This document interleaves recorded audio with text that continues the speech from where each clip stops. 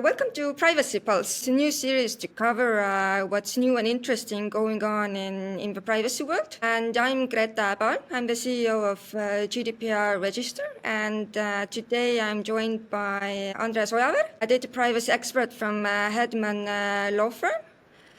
We've got a lot to cover. It has been a very busy and packed summer in the privacy landscape, from new regulations emerging, but also court practices, different fines, and interesting cases that we got you covered. So, Andres, welcome. I hope the summer has been interesting for you as well.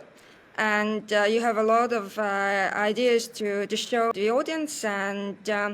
And to kick it off, a lot of people have been saying that the EU has been drafting the worst privacy regulations these years. And it's about the new procedural rules for the companies operating in the EU. What's this all about?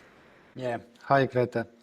Well, definitely European Commission doesn't say it's the worst, but there has been a lot of critics, to say that in order to make the GDPR related case handling easier and quicker and smoother, they try to shorten the deadlines and timeline, but privacy activists and advocates have pointed out that it actually can backlash for the citizens, that the rights will or can be limited during the process. And if I look into what has been covered in news stories and so on, still the case can take 12 months, and if it's a complicated case, then extra 15. So I don't know, is it quick proceeding if it takes 27 months?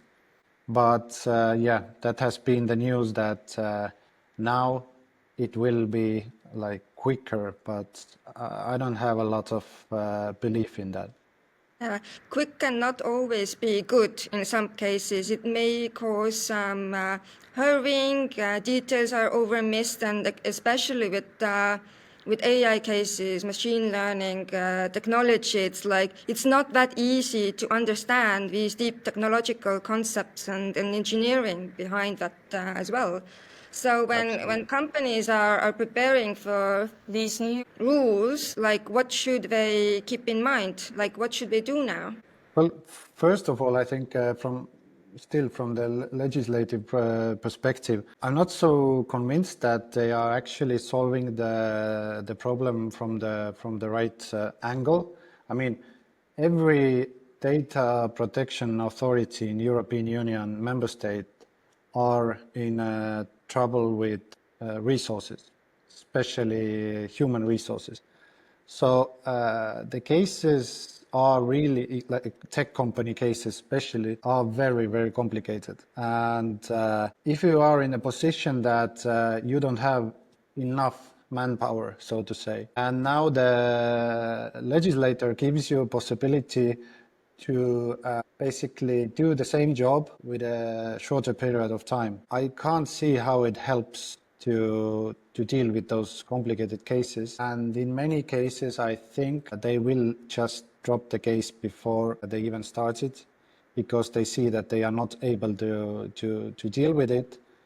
And big tech companies usually, or whatever health tech companies, they have, army of lawyers that are really willing to challenge those resolutions made against them. And if you are not very sure about your human resources or the capability of having enough time to do that, you don't want to risk that you lose the case in court afterwards. So I think it's really worrying. It truly is, and I think a lot of companies are also worried, but because this is also a business risk that, okay, these timelines are very short, it's becoming more hasty, and like like how can companies prepare for it, especially when you are operating in several different countries? Rules have been different, practice has also been very different from country to country. Like what should these bigger group companies do now? Like how can they prepare for it? Well, yeah, they should prepare always in advance, I would say. Well, at least in my practice, there are numerous cases where companies are reacting or starting to follow the path of compliance when the first letter comes in from, for example, from the regulator or from angry customer. And then you are in a real hurry. And then you pay a lot to get things done. And obviously you are all the time before that, you are actually in breach of, and such breaches that can be related to GDPR fines in risk management. They should be in a top list of the risks that you should actually manage and mitigate. So in advance preparation is something that is cost efficient in that sense and also saves you a lot of nerves, money, and probably also the bad reputation. So yeah, documentation, data mapping, policy writing, also let's say trainings for at least for the critical staff members that are responsible of data processing, data analytics, IT security, and so on. And also customer relations that are in direct contact with the customers. So yeah, that's something that should be dealt with before. Absolutely, and we also mention the data subject, who the regulations and the EU institutions are supposed to protect, because the human being is at the center of privacy, whose rights we are actually protecting. So I think time will tell, like, are the rights protected better or not? And that actually brings us to another regulatory proposal that's been handled in the EU level. It's about loosening the GDPR rules for smaller and medium-sized companies. So some have said this is like a little bit of a Pandora box, because how do you draw the line? Like who gets it easier? And also the bigger companies, like why aren't the rules made simpler for them as well? So all this like buzz about it's like GDPR is being watered down and diluted. And Andres, what do you think about it? Like when you see the storylines and the real deal behind it. So what do you think? Is it being watered down? First of all, I would like to see the day that someone is bold enough to open the GDPR for amendments. That is something that is really, really hard later to wrap up, because if you try to correct or amend a few articles there, I'm not so sure that you can avoid the other problems that GDPR consists, not maybe much of a big problems, but for different countries, for the specific reasons, some of the articles are problematic and they would like to say something about it. So if you open it, you might be in trouble by closing it not in a few years. Absolutely. So yeah, that's one risk. But in terms of making the compliance burden easier for the small and medium enterprises, for example, companies. Well, I read one interesting opinion that that actually what they are targeting is this record keeping compliance part from GDPR.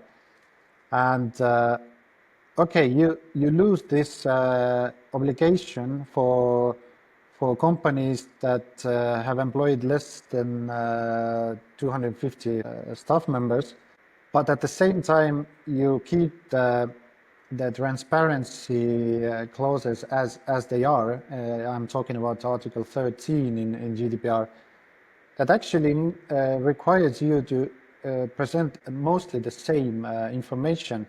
You anyway need to gather this information, you anyway need to map this data, you anyway need to keep it somehow.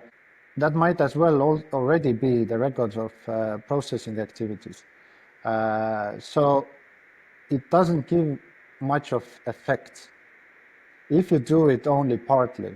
So at this point, I think this easing this GDPR requirements is only half of the job that you have to do from the legislator perspective. And when we think about the times when EU wanted to create this GDPR big regulation, it also took so many years to find this balance between rules, also protecting rights, what's the fair balance between these.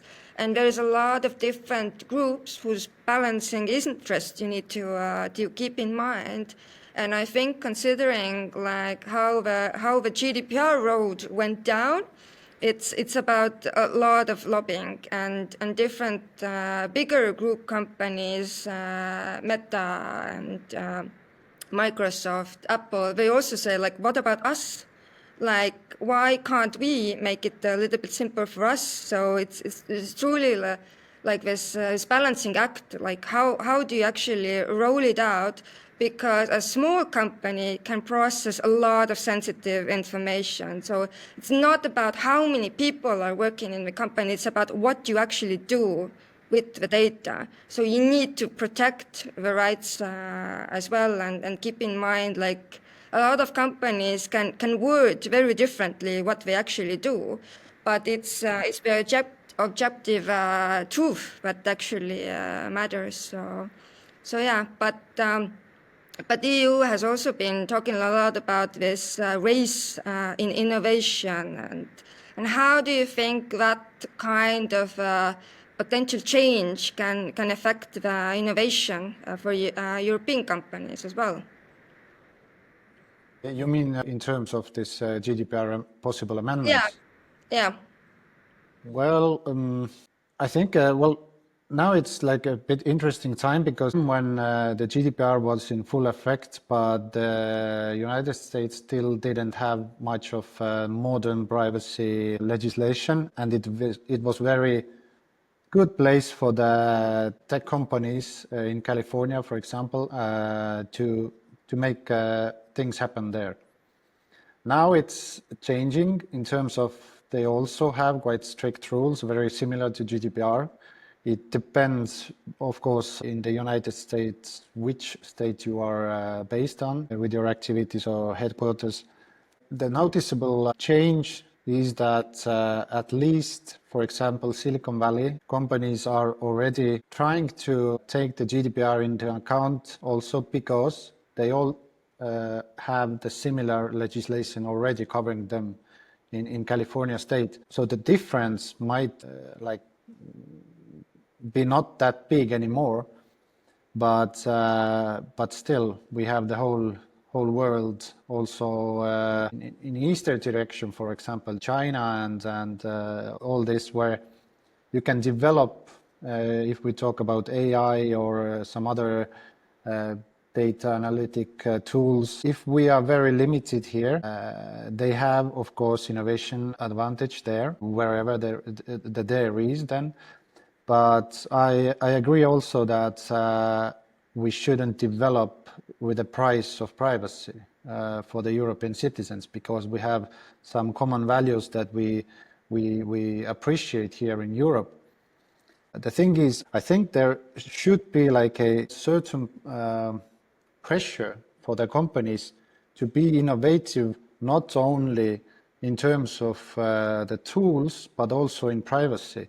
How to develop, for example, the AI is a very good example of how to train models so that you, even if you feed in personal data, then you anonymize it sufficiently that those models should never generate personal data out of those algorithms.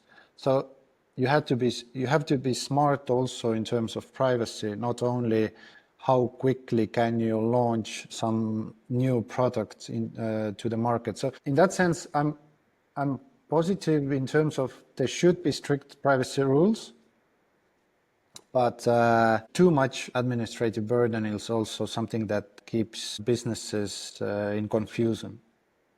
Absolutely. And there has been like a lot of opinions swirling around regarding, okay, the GDPR has been there for quite some years now, but it hasn't had its like full effect. There is still a lot of like compliance gaps, and companies are struggling, and smaller companies are struggling a little bit more than the bigger one, but bigger one also have a little bit different problems. So it is like a puzzle that everyone needs to figure out, and especially when you mentioned like the global landscape as well, that there is one global market as well. And if there is a US company who wants to sell their products or services in the EU market, they have to play by the EU rules as well. You can't isolate yourself, because that's not how business is made. So, and I think that the US companies are really trying, and what their government is trying to push is like their initiative and their upper hand. And we can see that EU with these different regulatory ideas, it's like, is it a little bit like shaky? Like, are we shaking in our core that we are not protecting fully our rights and our freedoms, but these are main advantage in life, that we have some common understanding and the values that we share united. And I think, and I've always said that our European values, fundamental rights, the protection of it is our strength, not our weakness, because there has to be some continuity and understanding, like how do you approach things, how do you solve problems. And of course, in EU, right for privacy is a human right, but it isn't so in the EU, and it definitely isn't like that in China. So, and then when we proposed the China and how the social scoring works there, how people are monitored, and they said that people don't want to live in China, but we take advantage of their technology and their advancements. So it is quite a multi-layered like approach, and I think the world will go in the direction, and it will truly show how companies are gonna proceed, and what the EU as a whole institution is gonna do in that situation. And there are good examples, and there are also bad examples, and the bad examples are usually rolled out in the media regarding fines, like what went wrong. And I think it's also good when we discuss like what went wrong, because this is how other companies can learn from others' mistakes. So it is a learning case. And when we look at this first half a year in 2025, we had some big fines rolled out. We had smaller ones. And maybe, Andres, you want to maybe highlight some of what stood out for you, and what happened there. Yeah, why not? Well, to be honest, I would only bring out one case, because there are more than that, only one, let's say, breach of one article in GDPR that might cause you millions of euros of fine.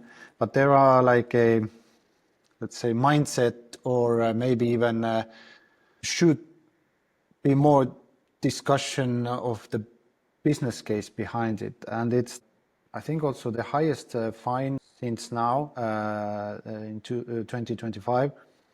It's the ByteDance, more known as TikTok as a brand, 130 million euros, I suppose it was the fine from the Ireland's Data Protection Authority. And it was because of the transparency issue and not fulfilling the requirements of how you can, or can you even transfer personal data outside of EU territory without the data subjects knowing about it.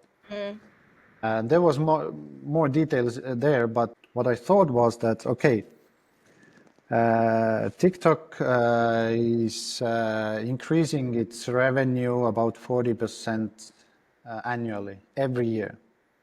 2024, the annual revenue of TikTok was about 25 billion, meaning that, let's say this year, it might be 30 or something like that, close to it, maybe even more. Almost 70% or even more of this comes from advertising. TikTok was transferring European users' data to China, to servers in China. European Union have 170 million users in TikTok. It's much more than in US, by the way. There are like 130 million, something like that. So it's a really important market for them. Almost all the TikTok users are aged under 30. And it's about the whole number of under 30 people in EU. I mean, about 1/3 of EU residents are under 30. And it's about the same number of how much data they transfer to China. So let's say, not statistically correctly or something, but just can you imagine that they transferred all EU under 30 data subject data that is TikTok is collecting, and it's if you read what they are collecting, and they are even open about it, we just click OK all the time. They transferred to China. They said they deleted. Is there a possibility to go and check it? Of course, no. So in that sense, if it costs you 130 million to get all this data, to get all the data that you want, actually, you don't even want more that you got. That was everything they have, yeah.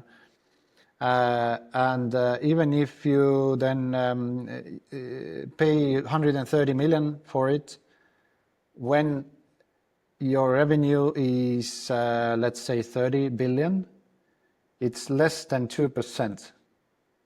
So I think it's quite a good deal. Of course. Me as a businessman, as advertising company owner, would do the same thing, actually. When we look at what these kind of cases can actually do, it's not the monetary damage, but it's also reputational damage. Do you think that TikTok is also, the reputation is being damaged along the way? Because the Irish Data Protection Authority started a new inquiry 6 days ago regarding the data transfers to China again. So is it like, because this is like a current event now, it's like, because they are a big company, it's a big group, they are in the spotlight. Like, are damage being done to their reputation as well? Are people gonna quit using TikTok? What do you think? No. I mean, this reputational damage is interesting for you if you are, let's say, a big financial institution. That might have some effect. A product as TikTok will probably not lose much of users if you have articles that TikTok is intruding your privacy and is not transparent about it. It's the dance videos and cat videos that is interesting you as a user. And if they take my voice record and AI analyzing it, if they take my face biometrics and AI is analyzing it in the territory of China, then probably I can cope with that because it's so good. The product is so good. All my friends are there, and remember, those people are mostly under 30. Not that under 30 people would not care about their privacy. I mean, this is the generation, or even two already, that is more into those videos than analyzing what is behind that. Absolutely. And then yeah. So in my mind, the only way is actually, yes, to put more pressure to start new proceedings, new cases, because if the breach is still ongoing, then you need to react it. Also politically, also financially, and also in business-wise or the regulatory-wise. Because if you fine it for a few hundred millions a year, that's a good business for TikTok. Absolutely, and I think like a good quote to say here, like if you are not paying for a product, you are the product. So that's also data has become the new sunlight. So data equals money. For some big companies, like all this data is being monetized, and I think like the biggest concept to share is like to people to be aware like this is done with my data, like is it okay for you? Because I think a lot of users don't understand like, okay, these are the videos I make of myself, but what actually happens with these videos, like how is this content being used, and where does it end up? Because we know if you put something online, it never disappears, so it starts to live its own life, and in a ways that we may never even comprehend. And TikTok's practices is definitely something to keep an eye on, and also what their corporate response will be along the way. And but we also have another case regarding Microsoft, because they have also been fined under GDPR, and they have taken a really interesting route on actually changing how their cookie consents are handled and what they want to see. So maybe you can share a little about what Microsoft is doing in that front, and why are they doing it? Yeah, Microsoft is probably one of the last ones that is getting there, because big tech companies actually have dealt with cookie or third-party cookie issues because of the pressure of the EU quite a long time now, and Apple was one of the first ones that actually did that. Google is postponed its third-party cookie denial for, I would say, years now, maybe, because of the pressure from the advertising companies that say that they can't survive if it's going to be like that. And they creating solutions to give alternative tools for the businesses when they are using their software in order to get rid of the third-party analytical cookies for targeted advertisement. So Microsoft is doing the same thing now, that they have created the cookie consent platform. And if you're whatever, you don't need to advertise anything. If you use Microsoft products, and if you have a website, and if your website does not give Microsoft backend correct signal about given consent, they do not allow those cookies that are not essential for the website to work. This means that if you do not do anything, then you just lose the analytical data. At some point, you might discover that your analytical tools does not give you very much information, because there are no new information since, I don't know, May 2025, let's say. So you need to then implement this cookie consent correctly. Most of the software tools that are actually providing the cookie solutions, cookie management solutions, are integrated in that sense that they are standardized to the Microsoft, to the Google tools, and so on.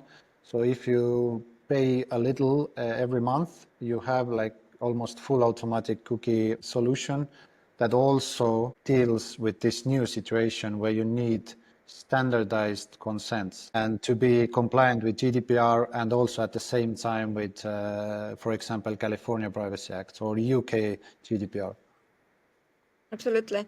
So it is quite a turbulence going on, and do you also see like a trend, bigger companies are trying to push that kind of compliance agendas also to their external clients and partners? Is it like a shift to the right direction, that they are also being the ones who are not also being fined, but they also are doing something to manage this compliance issues that companies are facing? So are they going to be the new poster boys and girls and companies who are actually saying that compliance is important? You mean companies in overall? Yeah, overall, yeah, but they are pushing the agenda that compliance is important. Yeah, sure. I think it's maybe now is already the time that at least some amount of companies are quite there that they actually can say, or they are willing to at least slightly touch the topic that they are GDPR compliant. Because a few years ago, no one dared to say that, because of maybe then the authority gonna call them and say, okay, then we want to check that. Yeah. So advertising yourself as trustworthy company in terms of privacy and data protection is slightly, but noticeably being more and more used in brand building and let's say advertising yourself as a trusted company. And why not? I mean, no one expects 100% of compliance, but if you invested a lot of time and resources to get things done correctly, at least in your best understanding, then why shouldn't you use that as advantage on the market? Let's say IT companies who sell their products to other companies as business to business should use, if they invest a lot to be secure and also in privacy-wise compliant, they should say it. We are better than many of our competitors and might as well earn back that investment. Absolutely, and privacy is about trust, and you show that you are a trustworthy partners and your clients and end users can trust you, that you have your things in order, and privacy and compliance generally, it can be a competitive advantage. So it's like more about like you can trust us because we have handled these things and we are compliant. So yeah, and just to maybe wrap it all up, it is a lot going on. There's a lot of headlines going around, different media outlets all over the world, and every morning when we wake up, we hear about different things, different cases, different practices, good practices, but also practices that we should be aware of. So I hope our discussion here and Andres' thoughts also help to connect some dots, help to figure out the way forward, things to keep in mind. And I know that it is a lot that's happening in the compliance communities, but moving forward, it's about step by step. You can only eat an elephant piece by piece. So that's also something that falls into the privacy frameworks and roadmaps. So, and that's why we are here also, to translate all of this that's happening to very easy and simple truths to follow. So if you've got questions, want to cover new topics the next time, you can give us a message. We're happy to talk more and find a way out of this compliance jungle. So thank you for listening to us. Thank you, Andres, for finding time, and good luck, and everyone enjoy the summer until it lasts. So until next time. Thank you. Thank you.